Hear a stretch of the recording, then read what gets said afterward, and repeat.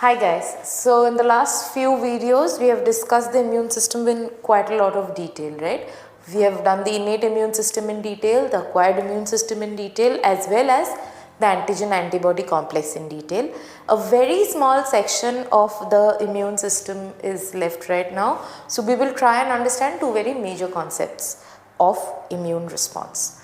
One is the types of immune response. So now let's look at this graph. Let's say on day 0, there is the first antigen exposure, okay, any antigen. What happens is that gradually the antibody titer will start to rise, right, and about on the, let's say, 10th or 11th day, you will have a rise in the titer, which will again gradually fall over the next 7 to 8 days. So what happens during this time is that IgG and IgM are the major contributing antibodies which will be secreted gradually over a period of time, right? Why? Because when the antigen has entered your system, it has to be presented by APCs, then it has to recruit the multiple kinds of acquired immune system cells, and then it is going to work on it, correct? So you need the APCs to present the cells, and then you need clonal selection to happen, let's say, correct? And only then you will have an antibody titer in your body, right? So that's what when happens the first exposure. And this response, this increased antibody titer is known as the primary response. Once that has happened, let's say the disease is cured at this point. Now if the same patient has an exposure of the same antigen again, so a second antigen exposure happens again, and this is day 0 of that exposure, the titer is going to very quickly rise, because at this point clonal selection is not required anymore. The antigen will be presented, and immediately from here the memory cells can be triggered. So the antibody titer is going to have a sharp rise and it is going to have a sharp fall. Why? Because the antigen, before it can really replicate in your system, will be killed by the immune cells, and therefore there is going to be no or minimal disease.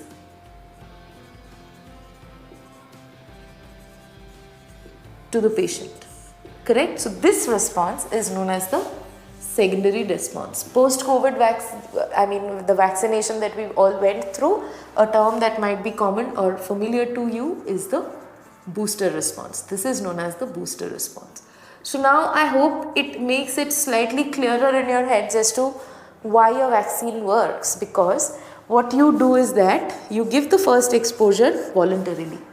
You say now take the antigen in your system, but you make sure that the antigen is not in a state where it can give you the disease, correct? But it is still an antigen, it still has the antigenic determinants, therefore your body does clonal selection, makes some antibodies, but because there is no antigen present, the titer will fall faster, correct? But it makes the memory cells. So the next time when this is a real exposure,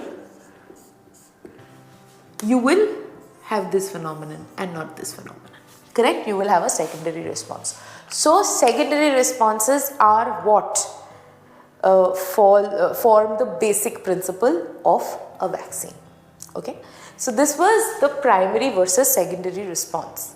Now coming to types of immunity, so we have discussed the types of immunity, right? The innate and the acquired types, but there is another classification based on whether your body is generating the immune cells themselves or getting it already manufactured from outside, correct? So active immunity refers to the type of immunity where there is generation of immune cells in your system. So natural active immunity is this is what we were talking about. So natural active immunity means exposure to a disease antigen, followed by a disease, followed by a memory, that gives you immunity. Right? So if you naturally had COVID, contacted COVID, you fought the disease, your body produced memory cells, and the next time COVID happened to you, it was not that major.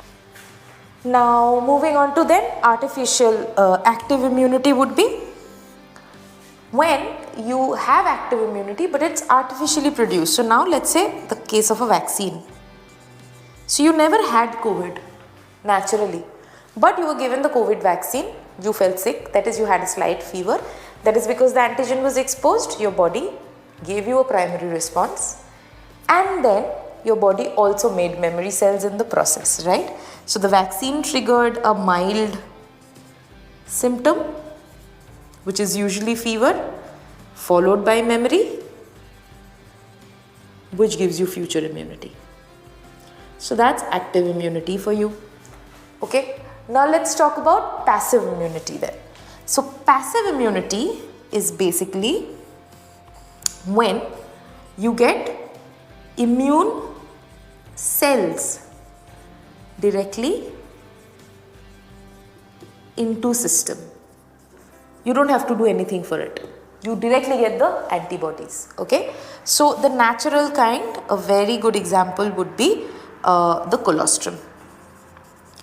When you drink colostrum as a newborn baby, you get IgA into your system without even trying to have an exposure and then having to make it. No, you directly get the antibody.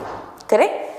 Artificial passive immunity are basically serum injections. So, for example, if we get very deep cuts, we are suggested the tetanus injection, right? The tetanus toxoid. We usually get tetanus toxoid or we get tetanus serum. What it does is that, what happens in this case is that we have already taken the antigen, injected it into a horse. The horse produces the immune response. Okay, we take the serum from the horse, take out the coagulating factors and inject the serum into human body. Therefore, you directly get the antibodies again. You do not have to generate them in your system. A very, very common section for questions, active and passive immunity. Try and make these concepts very, very clear. They're very easy to understand. All you have to think is that whether you're directly getting the antibody or your body is fighting against something, right? And you will be able to answer these questions. I hope this much was clear. If you have any doubts and any questions, you can let me know in the comments. Thank you.